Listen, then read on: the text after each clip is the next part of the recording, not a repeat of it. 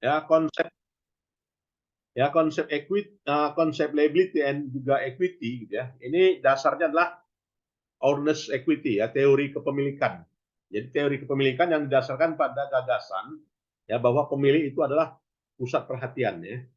Jadi akuntansi dilakukan dengan mempertimbangkan kepentingan pemilik. Nah, udah jelas ya bahwasanya agency teori ya, ini merupakan praktik dari agency teori. Ya, kemudian teori entitas berfokus pada perusahaan ya, sebagai pusat perhatian. Nah, ini.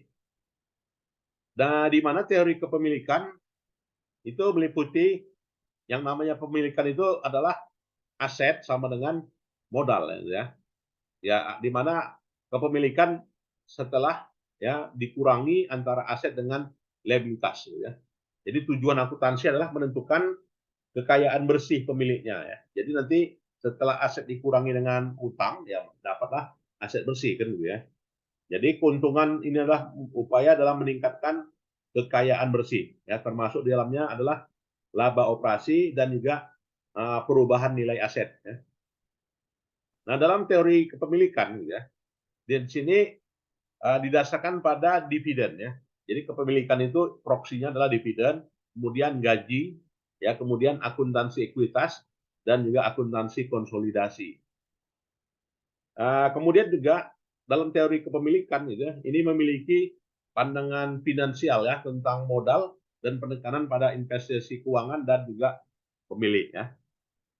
Oke, coba dulu saya share yang lain ya.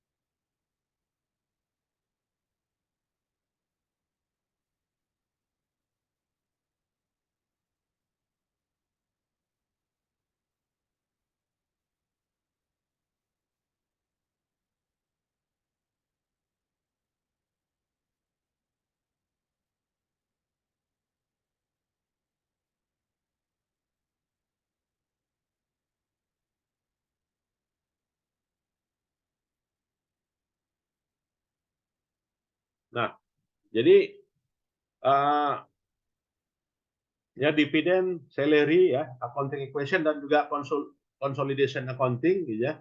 Nah, ini yang melandasi ya lahirnya dari teori properti ini, teori kepemilikan ya.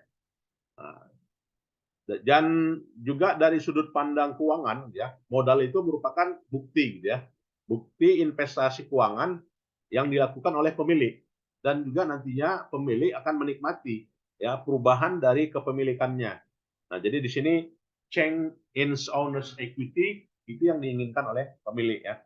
Nah, ini sebagai bentuk dari proprietary uh, proprietary theory. Dan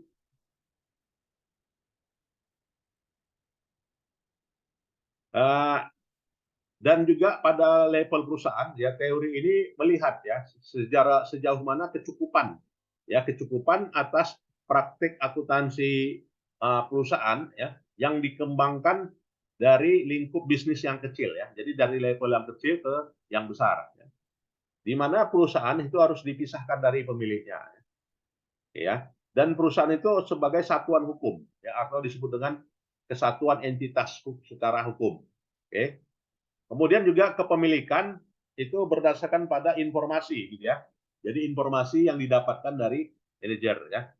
Dan juga relevansi gitu ya. Tidak berlangsung lama gitu ya. Nah, selain dari teori kepemilikan atau disebut dengan proprietary theory, juga diakui yang namanya entitas teori. Ya, teori entity gitu ya. Nah, jadi teori entity di sini melihat ya sejauh mana gitu ya yang ada pada teori kepemilikan dalam lingkup entitas teori, ya termasuk dalamnya. Maka formulasi dilakukan secara terpisah, yaitu termasuk dalamnya adalah keberadaan status legal. Dan entitas teori di sini gini, di sini perusahaan dipandang sebagai suatu entitas yang terpisah. Suatu entitas yang terpisah di mana punya kepemilikan tersendiri ya. Dan dipisahkan antara pemilik dengan manajer. Udah pasti gitu ya. Dan dari sudut pandang akuntansi, entitas ini adalah operasionalnya ya. Kemudian dalam prinsip akuntansi dan juga prosedurnya itu tidak diformulasikan dengan terminologi khusus dan hanya dalam bentuk kepemilikan yang dianggap fokus gitu ya. Dan juga dapat diterapkan ya dalam bentuk perusahaan perorangan ya atau disebut dengan proprietorship ya, kemudian juga perusahaan partnership dan juga pada organisasi yang non profit.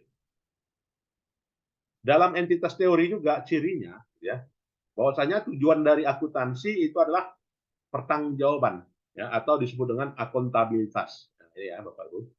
Di mana entitas itu adalah suatu aktivitas bisnis tersendiri ya. Kemudian juga berlangsung ya, berlangsung secara terus-menerus gitu ya. Kemudian punya pemilik ya, kemudian juga punya laporan ya. Secara legal dapat dipertanggungjawabkan dan punya relasi hubungan ya. Nah, itu dikatakan dengan entitas teori. Kemudian juga di dalam entitas teori ini berfokus pada aset ya. Dan juga aset itu merupakan sumber daya yang dikendalikan ya oleh entitas ya. Di mana kewajiban itu adalah bentuk apa ya, obligation yang bentuk pertanggungjawaban. Kemudian juga profit ya, profit increase net asset and acquire the entity ya.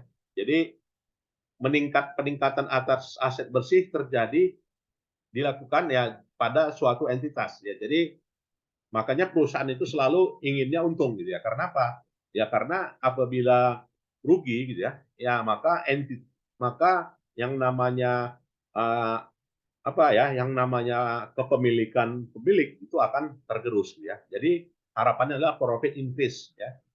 Profit increase proksinya adalah net asset gitu ya. Jadi net asset cenderung increase dari satu periode ke periode lain ya. Kemudian juga pemilik di situ hanya menginginkan yang disebut dengan hak untuk mendapatkan residual claim. Apa itu residual claim? Ya, residual claim adalah pendapatan dikurangi dengan harga pokok, ya kan, dapatlah laba kotor dikurangi dengan beban, itulah disebut dengan residual claim ya, atau laba bersih sebelum pajak atau laba bersih setelah pajak ya, net income after tax. Itu disebut dengan residual claim ya. Disebut dengan net asset dari suatu entitas ya. Nah, jadi antara entitas teori dengan proprietary teori gitu ya, ini apa ya, influential in practice, berpengaruh di praktiknya. Nah, di kapan berpengaruhnya? Entitas teori itu berpengaruh ya ketika penerapan akuntansi konvensional ya. Itu udah pasti ya. Bagaimana manajer itu punya tanggung jawab. Tanggung jawabnya sebesar ketentuan yang ditentukan pada rapat umum pemegang saham gitu ya. Dan tertuang semuanya di mana? Di laporan keuangan ya, financial report ya. Financial report reflect it. Dan juga dari teori kepemilikan ya, di sini ada interest chain ya. Interest di sini pengertiannya adalah kepentingan ya. Jadi bagaimana interest charge gitu ya, are expense ya. Jadi semuanya ada pembebanan ya, dibebankan, dikurangkan, dan juga dividen itu merupakan distribusi bentuk dari laba yang dibagikan. Yang tidak dibagikan namanya return earning ya, laba ditahan. Ini Bapak Ibu ya. Jadi ini bedanya antara entitas teori dengan proprietary teori. Jadi memang teori entitas cenderung lebih luas ya, dan proprietary teori. Nah, ini bentuknya praktik dari entity teori ya. Dan kewajiban didefinisikan yang menurut literatur ini adalah suatu bentuk kewajiban ya dari suatu entitas yang timbul dari peristiwa di masa lalu ya, yang diekspektasikan akan menghasilkan yang namanya pembayaran ya, outflow ya, dari suatu entitas yang bersumber dari embodying economic benefit, ya, yang bersumber dari keuntungan. Jadi keuntungan membayar kewajiban, ya. Kalau tidak ada keuntungan, maka kewajiban tidak terbayar. Nah, ini yang disebut dengan definisinya IASB. Apa itu IASB? International Accounting Standard Board, ya. Nah, yang namanya hak dan kewajiban itu harus tahu, ya, dalam baik itu entity maupun juga preemptorsi, ya. Jadi di sini yang dikatakan kewajiban adalah aktual, ya, aktual yang didapatkan, ya. Kemudian juga kewajiban itu selalu ada, timbul, ya. Kemudian juga harus direncanakan, termasuk di dalamnya bagaimana schedule untuk pembayaran kepada pihak eksternal, ya. Kemudian juga ada proses penegakan hukum. Ya, kalau dia kewajiban nantinya ada hitam di atas putih. Konsekuensi hitam di atas putih maka menimbulkan aspek legal, gitu, ya. Legal disebut dengan legal enforceability. Ya, kemudian juga settlement of liability in various ways, ya, punya beberapa langkah dan juga secara konstruktif, ya, secara konstruktif terjadi. Kemudian juga dari transaksi di masa lalu, gitu, ini bahwa saja menyajikan kewajiban saat ini yang direkam, ya, yang dicatat, dan tidak menyajikan di masa yang akan datang. Jadi sifatnya kewajiban itu adalah transaksi masa lalu, ya, bukan transaksi ke depan. Kalau dia ke depan belum diakui, ya kan, belum diakui sebagai kewajiban, ya, tapi bisa sebagai piutang, gitu, ya. Kemudian jenis-jenisnya apa saja transaksi yang dapat diterima itu? Nah, seperti misalnya wholly executory contract, ya, dari kontrak-kontrak yang direalisasikan. Jadi kriteria pengakuannya adalah kesesuaiannya dengan aturan. Jadi di situ secara legal tidak bertentangan, ya. Dan juga ditentukan dari substansi ekonomi dari sebuah peristiwa. Artinya apa? Ada peristiwanya terjadi, ya kan, ada peristiwanya terjadi, ya. Kemudian juga kriteria yang lainnya adalah dapat punya diukur, ya, dengan ukuran uang, ya. Harus dengan ukuran uang. Tidak bisa ukurannya kuantitas, ya. Kemudian yang namanya liability itu kurang dari 12 bulan, ya. In period longer than 20, apa, ya, 12 bulan, ya. Kemudian juga digunakan dalam prinsip konservatisme. Jadi kewajiban itu diakui, yaitu berdasarkan pada kemungkinan, ya, dapatnya manfaat di masa yang akan datang yang berhubungan dengan beberapa entitas, ya. Dan setiap item dari entitas tersebut itu dapat diukur secara andal, ya. Dan bagaimana permasalahannya berkaitan dengan masalah pengukuran kewajiban ini?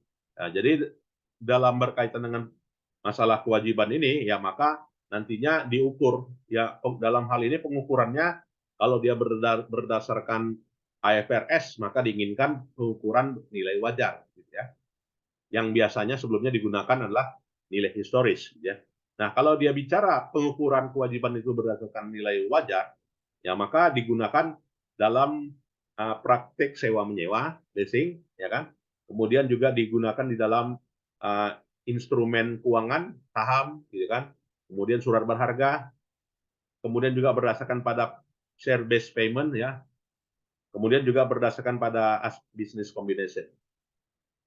Dan kewajiban juga terjadi pada pegawai. Nah, inilah yang dikatakan dengan dana pensiun, ya. Jadi dana pensiun itu merupakan kewajiban perusahaan, ya, sebuah rencana, gitu, ya. Nah, bentuk komitmen. Jadi apabila komitmen maka itu adalah kewajibannya. Kemudian juga provisi and juga kontingensi. Apa ini provisi and kontingensi? Nah, provisi and kontingensi terjadi ketika, ya, terjadinya peristiwa di masa terjadinya kewajiban sekarang dan di masa yang akan datang. Contohnya apa? Ya, provision and contingency. Misalnya apa, ya, warranty, ya kan, jaminan, kan, beli produknya sekarang maka sudah disisihkan yang namanya adanya klaim, ya kan, klaim. Misalnya beli mobil, ya, lantas mobilnya rusak, gitu kan, atau juga mobilnya mesinnya mogok, gitu kan, maka ada garansi, nggak bayar selama 5 tahun, dijamin, gitu kan. Kalau rusak nggak bayar apa-apa, maka perusahaan mengalokasikannya disebut dengan kontingensi. Ya. Jadi provisi and contingency, gitu ya. Atau juga provision. Kontingensi yang lain seperti apa? Lain dari warranty. Misalnya tuntutan pihak lain di pengadilan, gitu kan? Tuntutan pihak lain di pengadilan itu sebagai kontingensi, gitu kan? Misalnya rawan dituntut orang senilai 2 miliar, ya, maka 2 miliar sebagai suatu liability, gitu ya, di masa yang akan datang, gitu kan? Kalau berhasil, gitu ya. Kemudian juga dari sisi kepemilikan pemilik, gitu ya. Jadi kerangkanya di sini adalah bicara owners equity itu adalah residual interest, ya, tidak lain dan tidak bukan itu. Apa itu residual interest? Selisih antara aset dikurangi dengan liabilities tadi, gitu ya. Nah, maka dapatlah namanya owners equity atau disebut dengan ekuitas kata orang, ya. Jadi ekuitas itu adalah nama lainnya disebut owners equity, disebut dengan nama lainnya adalah residual claim.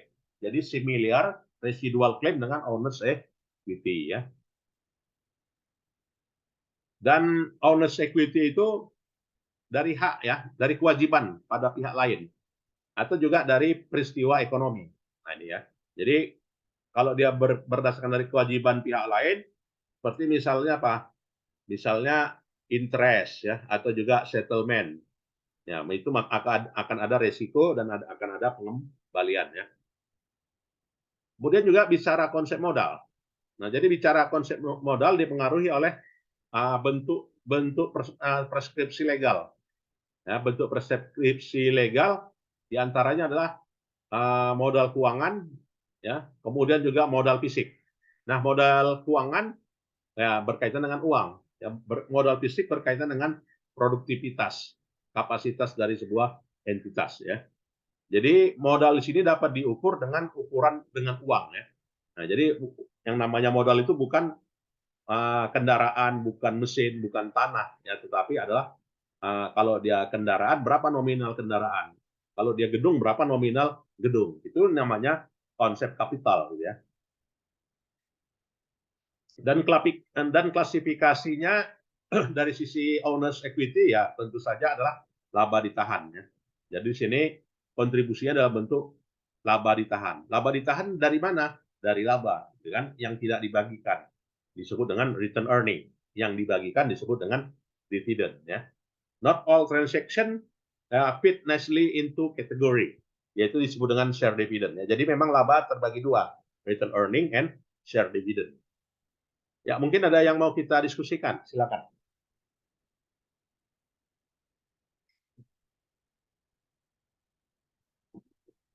Oke, ya, tidak ada, ya, baik. Nah, itulah, ya. Jadi di sini beberapa konsep yang kita pelajari, Bapak Ibu, ya, meliputi yang namanya kewajiban itu sudah dapat, ya. Kemudian owners equity sudah diketahui, ya. Apa itu proprietary theory? Ya, teori kepemilikan, ya, sudah kita ketahui. Teori entitas sudah dapat kita definisikan, ya. Kemudian juga yang namanya kewajiban saat ini, kewajiban masa lalu, gitu kan. Kemudian juga konsep pengukurannya, gitu kan, sudah dapat kita definisikan semuanya, ya, di dalam materi ini. Nantinya bisa dibaca lagi, ya, di dalam literatur yang disajikan di dalam bukunya di apa tadi, ya, di Godfrey, ya. Godfrey udah dapat semuanya. Oke, ya. Nah, itu bahannya Godfrey tadi, ya. Baik, ada lagi? Sejauh ini belum ada, Pak. Ya. Nah, itu bahannya udah saya share kembali, ya, bagi yang baru masuk. Ya, kalau tidak ada, nantinya kita apa, ya,